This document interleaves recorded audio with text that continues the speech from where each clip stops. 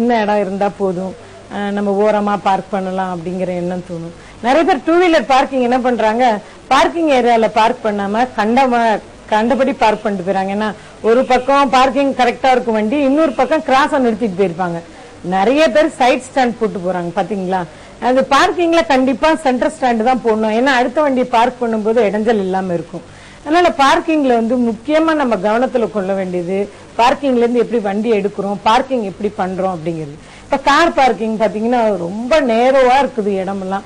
இப்ப வண்டிங்க புது புது காருங்க வர ஆரம்பிச்சிருச்சு, பெரிய காருங்க சின்ன காருங்க அந்த மாதிரி எல்லாம் வர ஆரம்பிச்சிருச்சு. ஒவ்வொரு இடத்துக்கு பார்க்கிங் பிளேஸ்னு ஒரு அளவு தான் கொடுப்பாங்க.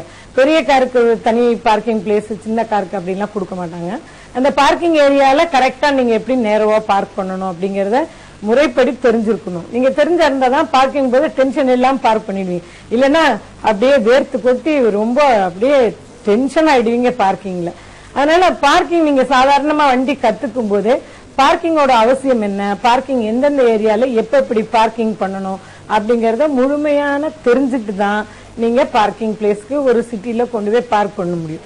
அதுவும் தவிர பக்கத்து வண்டியில நம்ம கோடு போடாம எடுக்கணும். ரிவர்ஸ் எடுக்கும் போது இப்ப parking front parking, back parking இருக்குது. பார்க்கிங்ல பாத்தீங்கன்னா பின்னால லைனா வண்டிங்க வச்சிருப்பாங்க, அப்புறம் ஸ்லோப்ல வச்சிருப்பாங்க பார்க்கிங். நான் அப்படி ஒரு தடவை வண்டி ஓட்டிட்டு வரும்போது ஒரு மேம்பாலத்துல அப்படியே நின்று போயிடுச்சு வண்டி, டிராபிக் ஜாம் ஆயிடுச்சு. நீங்க ஆஃப் கிளட்ச் பத்தி கார்ல முக்கியமா உங்களுக்கு தெரிஞ்சிருக்கணும். இப்போ நீங்க முன்னால விட்டீங்கன்னா முன்னால போய் இடிச்சிருவீங்க.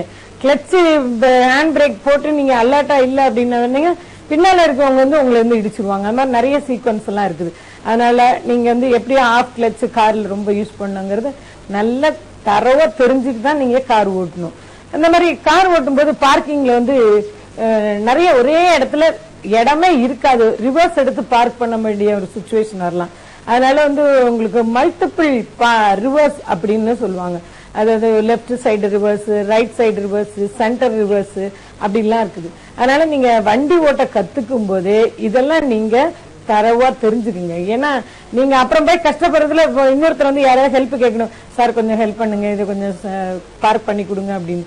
எல்லாருமே ஒரு லேர்னரா இருந்துதான் இன்னைக்கு ஒரு டிரைவரா மாறி இருக்கிறாங்க. அதனால நீங்க ஒன்னும் பயப்படாதீங்க, அப்படிதான் இருக்கும் முதல்ல. அப்போ பார்க் பண்ண ஒரு நாள் அடைவுல உங்களுக்கும் அதனோட பத்தின முழு பயிற்சியும் கிடைச்சிருச்சுன்னா நீங்க டெஃபினட்டா நல்லா பார்க் பண்ணலாம், ஈஸியா வண்டி ஓட்டலாம். இப்ப பார்க்கிங் பாருங்க மெயின் ரோட்ல ஒரு கன்ஜஸ்டட் ரோடு. ஆனா நிறைய பேர் என்ன பண்றாங்க, பார்க்கிங் அப்படியே நிறுத்திட்டு போயிடறாங்க. ரோடோட வித் என்ன, அடுத்த வண்டி எப்படி போகும், இவங்க வண்டி வழி இல்லாம பெரிய வண்டி அப்படியே நின்றுடும். பெரிய வண்டி போகும்போது நின்றுச்சுன்னா பின்னால டிராபிக் ஜாம் ஆயிடும். அந்த நிறைய முக்கியமா அந்த ஷாப்ல வேலை செய்யறவங்க என்ன பண்றாங்க, வண்டியை வெளியே விட்டுட்டு போயிடறாங்க. 2 நிமிஷம் தான் வந்துடலாம் அப்படின்னு சொல்லிட்டு போயிட்டு ஒரு அரை மணி நேரம் கிட்ட வராம இருக்கிறாங்க. அதனால என்ன ஆகுது, அவங்க வண்டி நிக்கும் போது பின்னால வர்ற வண்டிங்க ஹார்ன் அடிச்சுட்டே இருப்பாங்க, டிரைவர் இல்லாமே இருப்பாருங்க. அது மாதிரி ஒரு சிச்சுவேஷன்லாம் நம்ம ரோட்ல நிறைய பாக்குறோம். அதனால பார்க்கிங் கண்டிப்பா தெரிஞ்சிருக்க வேண்டிய கட்டாயம் இன்னைக்கு வந்துருச்சு. ஏன்னா வெஹிக்கிள் அதிகமாயிட்டே இருக்குது, கார் அதிகமாயிட்டே இருக்குது, டூ வீலர் அதிகமாயிட்டே இருக்குது. என்னைக்குமே இனிமே குறை போறதே இல்லை, நிறைய ஆயிட்டு தான் இருக்க போகுது. அதனால ஒவ்வொருத்தரும் முதல்ல நம்ம எப்படி பார்க் பண்றோம், நம்மளே பார்த்தா அடுத்தவங்களும் பார்க் பண்ணுவாங்க. நம்ம பாட்டுக்கு நடுவழியில நிறுத்திட்டு போயிட்டு அடுத்தவங்களை நம்ம குறை சொல்றதுல என்ன பிரயோஜனம் சொல்லுங்க. அதனால வண்டி ஓட்டும் போது பார்க்கிங்ல எந்த ஏரியா நம்ம பார்க் பண்றோம் அப்படின்னு ஒரு பெரியவர் வந்தாரு எங்களுக்கு முன்னால, எங்க ஆபீஸ்க்கு முன்னால பார்க் பண்ணாரு. நடு ரோட்ல வண்டி நிறுத்திட்டார். சார் உங்க வண்டி அடிபட்டுரும், நீங்க இந்த மாதிரி நடு ரோட்ல நிறுத்திங்களா சார் அப்படின்னு சொன்னா, ஓ அப்படியா அப்படின்னு சொல்லிட்டு கொஞ்சம் தள்ளி நிறுத்திட்டு போனார். இருந்தாலும் அந்த ஸ்பேஸ் கார்லாம் பாத்தீங்கன்னா நிறைய ஆக்குபை ஆகும். அதனால ரோட்ல மத்தவங்களுக்கு ரொம்ப இடைஞ்சலாவும் இடையூறாவும் இருக்கும். அதனால பார்க்கிங்ல கண்டிப்பா ஒவ்வொருத்தரும் நிதானமா வண்டி முன்னால பின்னால பார்த்து ரிவர்ஸ் எடுக்கிறதுக்கு கண்டிப்பா ஒரு இடம் விட்டு நீங்க பார்க் பண்ணணும். நீங்க ரொம்ப நெருக்கமா பார்க் பண்ணீங்கன்னா அடுத்தவங்க டெஃபினட்டா கண்ணாடி உடைச்சு போயிருவாங்க. அதனால இந்த பார்க்கிங்ல பாத்தீங்கன்னா சைடு மிரர்லாம் கார்ல க்ளோஸ் பண்ணிட்டு போகணும். அதே மாதிரி கார் பார்க்கிங்ல இறக்குறோம் வண்டியில அப்படின்னா, வண்டிங்க ரோட்ல எந்த இடத்துல நம்ம வண்டியை நிறுத்திருக்கோம், எப்படி கதவு திறந்துட்டு இறங்கணும், பின்னால இருக்கிறவங்களுக்கு நம்ம அட்வைஸ் பண்ணணும். அவங்க பாட்டுக்கு என்ன பண்ணுவாங்க, பின்னால இருக்கும் டக்குன்னு கதவு திறந்துருவாங்க. திறந்துட்டாங்கன்னா பின்னால ஒரு டூ வீலர் காரோ சைக்கிள் காரோ வந்தாங்க தட்டிடுவாங்க, கீழே விழுந்துருவாங்க. இதனால டேமேஜ் நமக்கும் அவங்களுக்கும் சண்டை வரும், வாக்குவாதம் வரும். இதனால பிரச்சனைகள் அதிகமாகும். அதனால பின்னால இருக்கிறவங்களும் சரி முன்னால இருக்கிறவங்களும் சரி அதே வண்டியை பார்க் பண்ணிட்டு எடுக்கும் போதும் சரி நீங்க ரைட்ல பார்க்கணும், லெப்ட்ல பார்க் பண்ணும்போது லெப்ட்ல எவ்வளவு இடம் இருக்கு அப்படின்னு பார்க் பண்ணும். அதே மாதிரி ரைட் டேர்ன் பண்ணும்போது பார்க்கிங்ல இருந்து ப்ராப்பர் இண்டிகேட்டர் போட்டு ஏசி கிளாஸ்ல இறக்கிட்டு அப்புறமா நீங்க வண்டி ஸ்டார்ட் பண்ணதுக்கு அப்புறம் ஏசி போடணும். நிறைய பேர் ஏசி போட்டு அப்படியே சிக்னல் போட்டு போவாங்க. சிக்னல்ல நிறைய டைம்ல கார்ல வந்து சிக்னல் ஆஃபே ஆக மாட்டேங்குது, நாங்க டிராபிக்ல பாக்குறோம். அதே மாதிரி டூ வீலர்ல பாத்தீங்கன்னா ரைட்ல இண்டிகேட்டர் போட்டு லெப்ட்ல திரும்புவாங்க, சவுண்டே இருக்காது.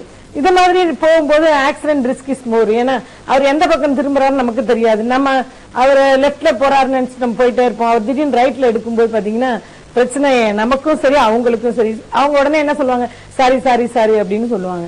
அந்த சாரி வந்து அடிபட்டு ஹாஸ்பிட்டல் போகும்போது உங்களுக்கு ஒர்க் பண்ணாது. அதனால ஒவ்வொருத்தரும் முதல்ல நாம திருத்திக்கணும். பார்க்கிங்ல வண்டி நிறுத்தும் போதும் சரி, இண்டிகேட்டர் போட்டு லெப்ட் ரைட் டர்ன் பண்ணும்போதும் சரி, ஒரு ப்ரொசீஜர் வைஸ் நீங்க பண்ணீங்கன்னு வச்சுங்க, உங்களால அடுத்தவங்களுக்கு பாதிப்போ, உங்களை பார்த்து அடுத்தவங்க திருந்துறதுக்கு ஒரு வாய்ப்போ கிடைக்கும். ஒரு பிரேக்கப்ப நிகழ்ச்சியை தொடர்ந்து பார்க்கலாம்.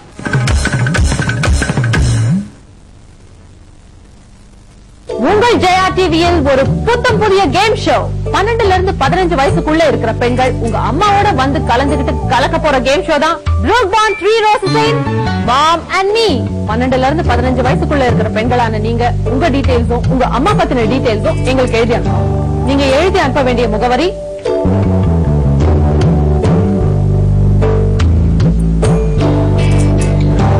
முக்கியமா உங்க 2 பேரோட போட்டோகிராஃப்ஸையும் அனுப்புங்க. இன்னொரு விஷயம், உங்க அப்ளிகேஷனோட Brook Bond 3 Roses ஓட ஒரு பாக்கெட்டை இணைச்சு அனுப்புறவங்களுக்கு தான் முன்னுரிமை, மறந்துடாதீங்க. Brook Bond 3 Roses in Mom and Me உங்கள் ஜெயா டிவியில்.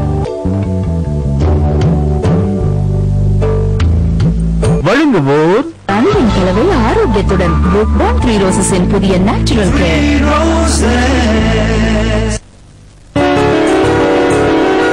பிரச்சனைகளின் உண்மை நிலை என்ன, அதன் பின்னணி என்ன, நடந்தது என்ன, நடக்கப் போவது என்ன, சம்பந்தப்பட்டவர்களே பேசுகிறார்கள். இதில் நீங்களும் பங்கேற்கப் போகிறீர்கள். கேள்வி கடை திங்கள் மற்றும் வெள்ளிக்கிழமைகளில் மாலை 6 மணிக்கு